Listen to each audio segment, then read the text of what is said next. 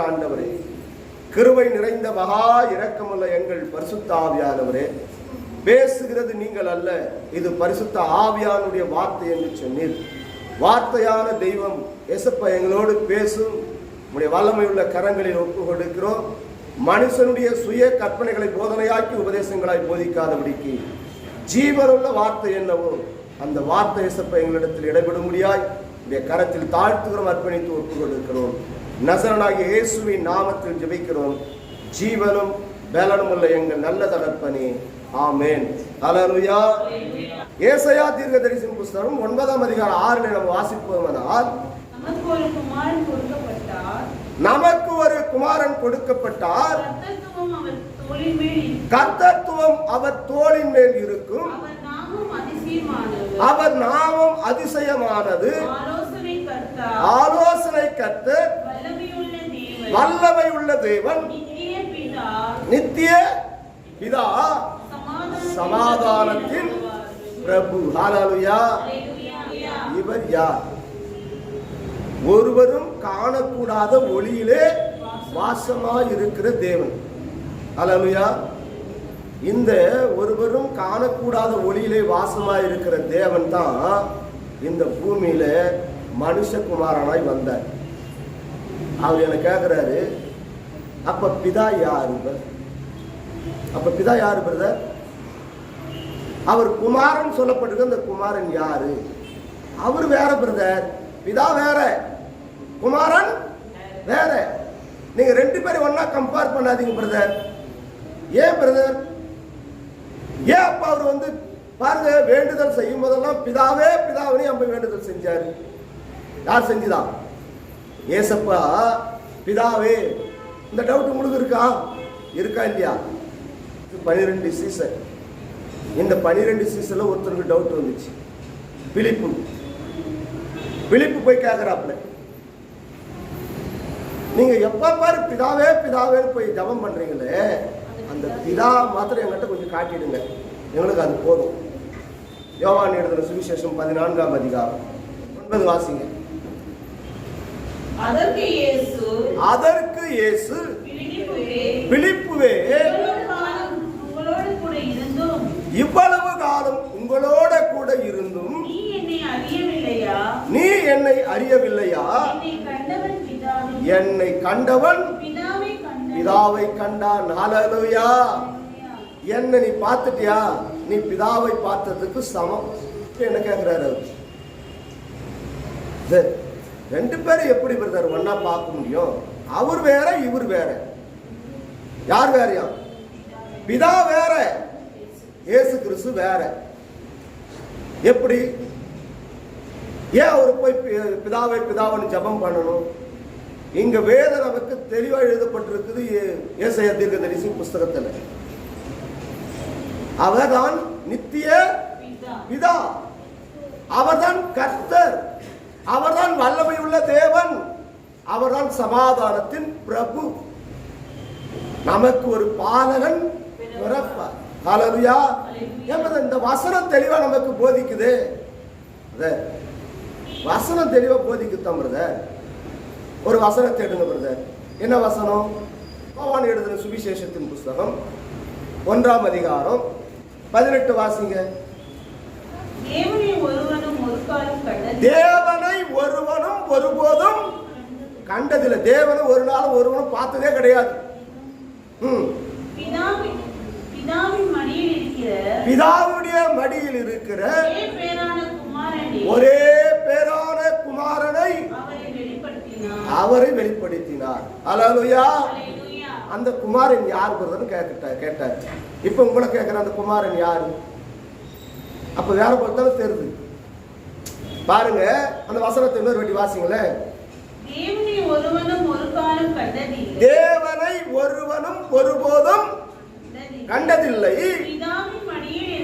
பிதாவுடைய மடியில் இருக்கிற ஒரே பேரான குமாரனை. யார் பிரதர் அந்த குமாரன்?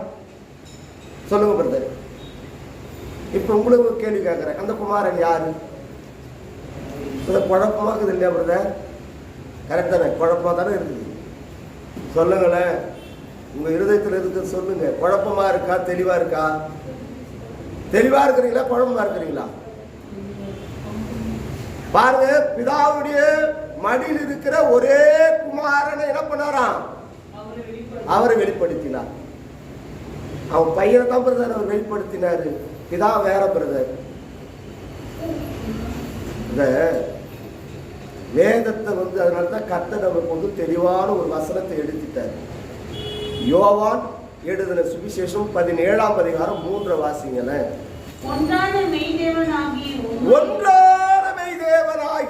உம்மையும் நீர் அனுப்பினவராகிய இயேசு கிறிஸ்துவை அறிவதே நித்திய ஜீவன். ஹல்லேலூயா. ஒன்றான மெய்தேவன். ஒரே தேவனாகிய மெய்தேவன் சொல்லல, ஒன்றான மெய்தேவன். அப்ப அங்க எத்தனை பால் இருக்கு? பலர் பால் இருக்கு, ஒன்றன் பால் அல்லது. நீங்க இலக்கணத்தை படிச்சிருந்தா தெரியும். சிங்கிள், புளோரல், இங்கிலீஷ்ல தான் சொல்லுவாங்க. சிங்கிள், புளோரல், ஒன்றன் பால், பலர் பால். பலர்னாக நிறைய பேர் இருக்கிறாங்கன்னு அர்த்தம். ஒன்றுனாக்கா ஒருத்தர் தான் இருக்கிறாங்கன்னு அர்த்தம். ஆனா அங்க என்ன ஒன்றான மெய்தேவன். ஹல்லேலூயா. ஒன்றானக்கா அங்க எத்தனை திரியேக தேவன், பிதா, குமாரன், பரிசுத்த ஆவியானவர். இம்மூவரும் ஒருவரே. அதான் ஒன்றான மெய்தேவன். இல்ல பிரதர், இந்த வசனத்தை நீங்க தான் தெரிய என்ன பண்ணல, புரிஞ்சுக்கல பிரதர். ஏன் பிரதர்? ஒன்றான மெய்தேவன் அவர் தான் பிரதர் தேவன். அவர் அனுப்பினதான் பிரதர் இயேசு கிறிஸ்து. பையன் வேற பிரதர், இயேசு கிறிஸ்து அவர் வேற பிரதர், பிதாவாகிய தேவன் வேற பிரதர். இந்த வசனமே உங்களுக்கு முதல்ல தெரியல பிரதர், என்ன கேட்கிறாரு? ஆனா அப்படியே வாங்க, வெளிப்படுத்தின விசேஷம் 4ஆம் அதிகாரம் 8 கர்த்தர் சொல்றாரு, இருந்தவரும் இருக்கிறவரும் வரப்போகிறவர். அப்ப இருந்தவர் யாரு, இருக்கிறவர் யாரு, வரப்போகிறவர் யாரு? இருந்தவர் பிதாவாகிய தேவன், இருக்கிறவர் பரிசுத்த ஆவியானவர், வருகிறவர் கர்த்தராகிய இயேசு கிறிஸ்து. இம்மூவரும் ஒருவரே, ஒருவரும் காணக்கூடாத ஒளியிலே வாசமாய் இருக்கிறவர். ஹல்லேலூயா, ஹல்லேலூயா. சரி பிரதர், பிதாவாகிய தேவன் சிங்காசனத்திற்கு முன்பாக வீற்றிருக்கும் போது அவருடைய வலது கரத்தில் இருக்கிற ஜீவ புஸ்தகத்தை வாங்குவதற்கு ஒருவருக்கு மட்டும்தான் அதிகாரம் உண்டு. இந்த உலகத்தில் யாருக்கும் அதிகாரம் கிடையாது. ஏன் ஒருவருக்கு அதிகாரம் உண்டு? வானத்தின் பூமி உண்டாக்கின சர்வ வல்லமை உள்ள தேவன் மாமிசத்தில் வெளிப்படுவதற்கு முன்பாக மனுஷனை இந்த பூமியில உண்டாக்கினார். அந்த அதிகார சகல அதிகாரத்தை அவன் கரங்களிலே கொடுத்தார். அவன் மகிமையை இழந்து போனான். இந்த மகிமையை மறுபடியும் ஒரு மனித அவதாரத்தை எடுத்த இயேசு கிறிஸ்துவான ஒரு கரங்களிலே கொடுக்க வேண்டும் என்பது தேவனுடைய நீதியும் தேவனுடைய நியாயமா இருக்கிறது. ஹல்லேலூயா. அந்த அதிகாரத்தை நம்ம கிட்ட கொடுத்தாரு, அந்த அதிகாரத்தை நம்ம இழந்துட்டோம். அதனால்தான் தேவன் மாமிசத்தில் வெளிப்படுறார்.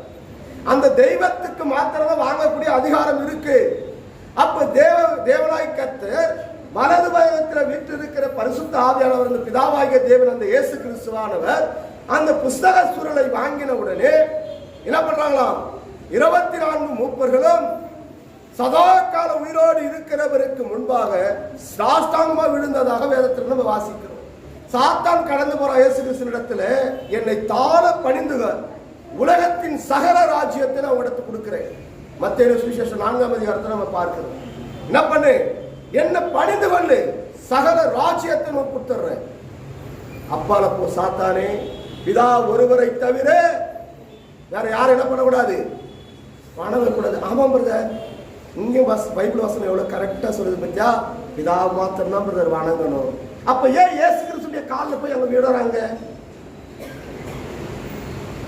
புஸ்தக சுருள் வாங்கின உடனே இப்போ ஒரு முதலாளி இருக்கிறாங்கன்னு வச்சுங்களேன், வேற ஒருத்தர் காலில் போய் ஒருத்தர் விழுந்தாங்கன்னா முதலாளி கோபம் வருமா வராதா?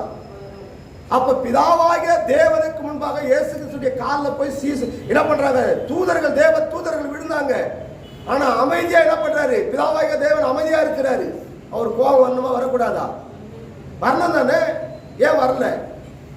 அவர் தாங்க அவரு. ஏன்? 1 தீமோத்தேயு புஸ்தகம் 3ஆம் அதிகாரம் 16வது வசனத்தை வாசிங்களேன். அன்றியும் தேவ பக்திக்குரிய ரகசியமானது யாவரும் ஒப்புக்கொள்ளும்படி மகா மேன்மை உள்ளது. தேவன் மாமிசத்தில் வெளிப்பட்டார். பிரதர், தேவன் மாமிசத்தில் வெளிப்பட்டார். அந்த தேவன் யார் பிரதர்? என்ன பண்றாரு? கையை போட்டுக்குங்க, அப்படியே வச்சுன்னு கையை போட்டு பிஸ்கா பிஸ்கா பிஸ்கான்னு முழிக்கிறாரு. இந்த வசனத்துக்கு என்ன அர்த்தம்? யாவரும் ஒப்புக்கொள்ளும்படி. இந்த உலகம் சகல ஜாதி ஜனங்கள் எல்லாரும் பேசுகிறது என்னன்றாங்க? என்ன சொல்றாங்க? அவர் தாங்க கடவுள், அவர் தாங்க தெய்வம்ன்றாங்க. யார் தெய்வம்ன்றாங்க? இயேசு கிறிஸ்து தான் தெய்வம்ன்றாங்க. அதனால தான் வேதம் சொல்லுகிறது இது மகா மேன்மை உள்ளது. எல்லா ஜனங்களும் ஒப்புக்கொள்ளும்படி தேவன் மாமிசத்தில் வெளிப்பட்டார். இயேசு கிறிஸ்து எதுல வெளிப்பட்டாராம்? மாமிசத்தில் வெளிப்பட்டார். இப்ப சொல்லுங்க, அப்ப இயேசு கிறிஸ்து யாரு? இயேசு கிறிஸ்து யாரு? அவர்தான் கடவுள், அவர்தான் தேவன், அவர்தான் நித்திய பிதா, அவர்தான் ஒருவரும் காணக்கூடாத ஒளியிலே வாசமாய் இருக்கிற தேவன். தேவனை ஒருவனும் ஒருபோதும் கண்டதில்லை. அவர் காணும்படியாய்தான் இயேசு கிறிஸ்துவானவர் இந்த பூமியிலே அந்த மகாதேவன் மாமிசத்தில் வெளிப்பட்டார். ஹல்லேலூயா. இந்த வசனத்துக்கு என்ன அர்த்தம் சொல்லுங்க? சொல்ல முடியல. யோவான் எழுதின சுவிசேஷம் 8ஆம் அதிகாரம் 24 கர்த்தர் சொல்லுகிறார், நானே அவர் என்று விசுவாசிக்காவிட்டால் உங்கள் பாவங்களில் நீங்கள் சாவீங்க. நான் தான் அவரு, அவர்தான் நானு. யோவான் எழுதின சுவிசேஷம் 6ஆம் அதிகாரம் 48 வாசகம். ஜீவ அப்பம் நானே. ஜீவ அப்பம் நான் தான். அவர் தாங்க வானத்தில் இருந்து இறங்கி வந்த ஜீவ அப்பம். அவர் தான். அவரை புசித்தால் மாத்திரம் தான் உனக்கு நித்திய ஜீவன். ஏன்? அந்த தெய்வம் மாமிசத்தில் வெளிப்பட்டார். ஏன்? 1 யோவான் புத்தகம் 1ஆம் அதிகாரம் 7வது வசனத்தை நீங்க வாசிச்சீங்கன்னா, அந்த வசனத்தை வாசிங்களேன். அவர் ஒளியா இருக்கிறது போல நாமும் ஒளியிலே நடந்தால் ஒருவரோடு ஒருவர் ஐக்கியப்பட்டிருப்போம். அவருடைய குமாரனாகிய இயேசு கிறிஸ்து ரத்தம் சகல பாவங்களில் உன்னை கழுவி பரிசுத்தப்படுத்தும். இயேசு கிறிஸ்துடைய ரத்தம் தான் பாவத்திலிருந்து உனக்கு மீட்பு. அதனால தான் வேதம் சொல்லுது, யோவான் எழுதின சுவிசேஷம் புஸ்தகம் 1ஆம் அதிகாரம் 29 நாம் வாசிப்போமானால், மறுநாளிலே இயேசு தன்னிடத்தில் வர கண்டு, இதோ உலகத்தின் பாவங்களை தீர்க்க வந்த தேவ ஆட்டுக்குட்டியானவர். ஹல்லேலூயா. நம்முடைய உலகத்தினுடைய சகல பாவங்களையும் தீர்க்க வந்த தேவ ஆட்டுக்குட்டியானவர். அவர் தாங்க மீட்பர், அவர் தாங்க ரட்சகர். காரணம் என்ன? அந்த மகாதேவன் மாமிசத்தில் வெளிப்பட்டார். ஏன் மாமிசத்தில் வெளிப்பட்டார்? பாவிகளை ரட்சிக்க கிறிஸ்து இயேசுவானவர் இந்த பூமியிலே மனுஷகுமாரனாய் அவதரித்தார். அதனால்தான் உலகத்தின் பாவங்களை தீர்க்க வந்த தேவ ஆட்டுக்குட்டி. அவருடைய ரத்தத்தில் மாத்திரம் நமக்கு மீட்பு. அவருடைய ரத்தத்தில் மாத்திரம் நமக்கு என்ன உண்டு? நித்திய ஜீவன் உண்டு. நீங்க இந்த சத்தியத்தை அறியாத விசுவாசத்தை விட்டு வழி விலகி நாங்களும் சர்ச்சுக்கு போகிறோம், நாங்களும் போய் வார்த்தை கேட்குறோம், இருந்த வண்ணமாகவே உட்காந்துட்டு காதார வார்த்தை கேட்குறோம். இந்த காதில் வாங்கி இந்த காதில் விட்டுட்டு பழைய குருடி கதவை தரடின்னு நாயானது கக்கினதை திரும்ப தின்னுகிறது போல, பண்ணி எடுத்துன்னு போட்டு என்னத்தான் குளிப்பாட்டி எடுத்துன்னு போய் நடுவுட்டில் உட்கார வச்சாலும் மறுபடியும் போய் சேத்துல புரளுது போல இன்னைக்கு அநேக பிள்ளைகள் அப்படிதான் இருக்கிறாங்க. இதனால தான் கர்த்தர் அன்னைக்கே அந்த காரியத்தை பண்ணிட்டாரு. சீசர்கள் மத்தியில் ஒரு காரியத்தை சொல்றாரு, நோவாவின் காலத்தில் நடந்தது போலவே மனுஷகுமாரன் வருகிற காலங்களிலே நடக்கும். பெண் கொண்டும் பெண் எடுத்தும் புசித்தும் குடித்தும் வெறித்தும் உணர்வில்லாத ஜனங்கள் இருப்பார்கள். ஹல்லேலூயா. ஹல்லேலூயா. உணர்வே கிடையாது. இன்னைக்கு பரிசுத்த ஜெபத்தில் அப்படிதான், அதை தான் நாங்கள் வாசிச்சோம். கர்த்தருக்கு பயப்படுகிற பயம் அது ஞானத்தை கொடுக்கும். ஒரு மனுஷனுக்கு தேவனுக்கு பயப்படுகிற பயம் மாத்திரம் இருந்துச்சுன்னு வச்சுங்களேன், உலக ஞானத்துல அவன் ஞானம் தான் மகா பெருசு. நீங்க உலக கண்டுபிடிப்புல 199% யார் தெரியுமா? சொல்லுங்க பார்க்கலாம். 199 ஒரே ஒரு பர்சன்டேஜ் தான் உலகம் ஃபுல்லா செஞ்சுனுங்கிறான். ஆனா 199% கர்த்தருடைய பிள்ளைங்களை தான் கண்டுபிடிச்சிருக்கிறாங்க ஒவ்வொன்றுமே. அதற்காக இயேசு கிறிஸ்து ஒரு வார்த்தை சொல்றாரு, வானத்தையும் பூமியும் சகலத்தையும் அவர் சிருஷ்டித்தார், அண்ட சராசரங்களை உருவாக்கினார், நீ விசுவாசித்தினார், தேவனை நீ நம்பினார், நீ என்னோட அற்புதத்தை நீ செய்விடான, என்னை பார்க்க நீ அற்புதத்தை செய்வ. சொன்னது இப்ப நடந்து இருக்கு. ஒரு காரியம் சொல்றேன், வானத்தையும் பூமியும் சகலத்தையும் கர்த்தர் சிருஷ்டித்தாரா இல்லையா? மொபைல் அவர் கண்டுபிடிச்சு கொடுத்தாரா? அவர் செஞ்சாரா? மொபைல் அவர் செஞ்சாரா? சொல்லுங்களேன். இந்த டேபிள் அவர் செஞ்சாரா? இங்க இருந்து ராக்கெட் அனுப்புறான் விண்வெளிக்கு, இயேசு கிறிஸ்து செஞ்சாரா? பிதாவாகிய தேவன் செஞ்சாரா? ஆனா யார் செஞ்சது? மனுஷன் தான் செஞ்சான். அதான் கர்த்தர் சொல்லிட்டாரு, பாரு, இந்த உலகத்தை அண்ட சராசரங்களையும் வார்த்தையினால நான் என்ன பண்ண சிருஷ்டித்தேன், வார்த்தையினால சகலத்தை நான் உண்டாக்கினேன். ஆனாலும் இந்த வார்த்தையினால் சிருஷ்டிக்கப்பட்ட இந்த பொருட்கள், இந்த சிருஷ்டியிலிருந்து அநேக சிருஷ்டிகளை நீ உருவாக்குவேன். அதான் கர்த்தர் சொல்றார், என்னில நீ அற்புதத்தை செய்வேன். ஒவ்வொன்றும் வியக்கக்கூடிய காரியம். நீங்க இப்ப பாக்குறீங்களா? ஒவ்வொன்றும் கிரகிக்க முடியுதா? இப்ப இருக்கிற டெக்னாலஜி கிரகிக்க முடியதா? முடியல. அந்த அளவுக்கு என்ன ஆயிடுச்சு ஞானம். இந்த ஞானத்தை கொடுத்தவர் யாரு? அவர்தான் கர்த்தராகிய இயேசு கிறிஸ்து. அல்லேலூயா. கர்த்தருக்கு பயப்படுதலே ஞானத்தின் ஆரம்பம். அவருக்கு பயப்படுகிற பயம் நமக்குள்ள இல்லை. தேவனை தேடுகிற உணர்வுள்ள இருதயம் இல்லை. இந்த முறை என்ன பண்ணி நடக்கிறது? ஒரு மாசத்துக்கு மேலே ஆயிடுச்சு. எங்களால் முடிஞ்சது, நீங்க கொடுக்குற காணிக்கை காசுல அதுல இருந்து 10 ரூபாய் உங்களுக்கு பிரயோஜனமா இருக்கும், உங்களுக்கு ஆசீர்வாதமா இருக்குன்னு மற்றவங்களுக்கு அதை எடுத்து நான் ஹெல்ப் பண்ணேன், கொடுத்தேன். அப்படியே பாருங்க, அவங்களுடைய சூழ்நிலைகளை பார்த்து நாங்கள் என்ன பண்ணோம், எங்களால் முடிஞ்சது இப்போ ஹெல்ப் பண்ணோம். ஆனால் யாருக்கெல்லாம் நாங்கள் கொடுத்து ஹெல்ப் பண்ணணும்னு நினச்சோம், ஒரு நாள் கூட என்ன பண்ணல, வந்தாங்க, தேவைங்க ஆனவொன்னு டக்குனு அவங்க போயினேட்டாங்க, நின்றுட்டாங்க, வரலை. ஏன்? நாம கொடுத்தா கிள்ளி கொடுப்போம், அள்ளி கொடுப்போம், அவ்வளோதான். ஆனால் நீ கர்த்தரை நம்பி வந்தேன்னு வச்சுங்களேன், தேவன் மேல விசுவாசம் உள்ளவர்களா நீங்க வந்தீங்கன்னு வச்சுங்களேன், அமிக்கி குலுக்கி சரிந்து விட மட்டும் உன்னை ஆசீர்வதிப்பார். அதனால இப்ப என்ன பண்ணிட்டுனா, இனி கண்ணுக்கு தெரிஞ்சு அவங்களால நிர்கதியற்ற நிலையில் இருக்கிறாங்க, அவங்களுக்கு ஹெல்ப் பண்ணுவோம். கரெக்ட் தானே? நீங்க பிரயாசப்பட்டு கொடுக்குற காணிக்கத்தின் மற்றவங்களுக்கு அந்த செலவு செய்யும் போது உணர்வு இல்லாமல் என்ன பண்றாங்க, வராங்க, அந்த ஆசீர்வாதத்தை பெற்றுக்கிறாங்க, உணர்வு இல்லாத நின்றுறாங்க.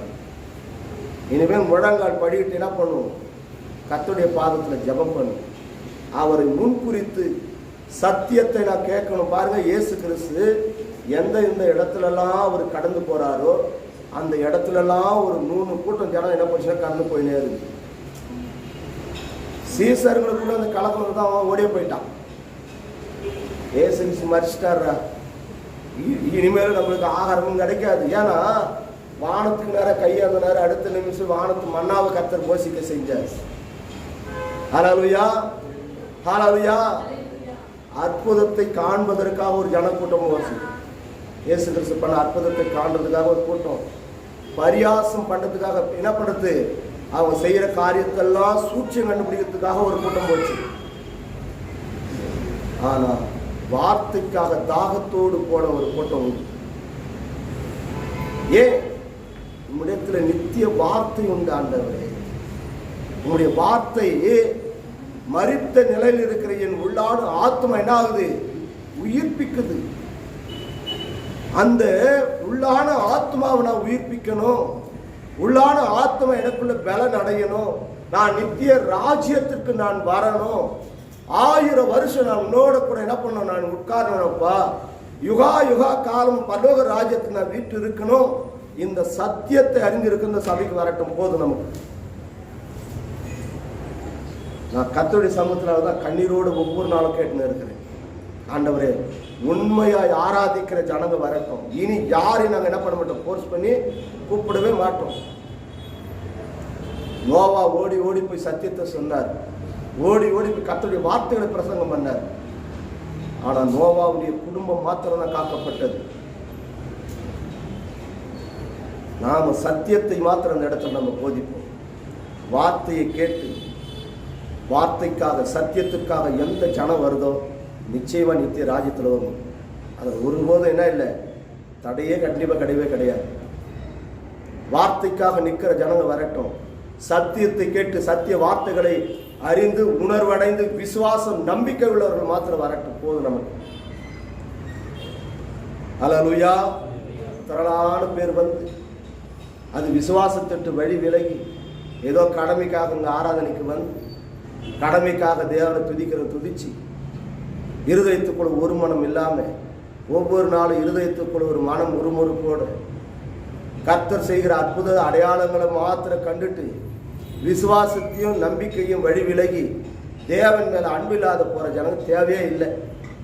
அவங்க தேவனை அன்பு கூறவர்களை மாத்திரம்தான் நித்தியத்துக்கு கொண்டு போவார். தேவன் மேலே பற்றுதல் உள்ளவர்களை மாத்திரம்தான் நித்திய ராஜ்யத்துக்கு வருவாங்க. நானும் கடமைக்காக நாங்கள் பிரதர் கூப்பிட்டாரு, என்னடா பண்ணுறது, போய்தான் ஆகணும். போகலனாக்கா அவர் எதனா மனசில் நினச்சிக்குவார்.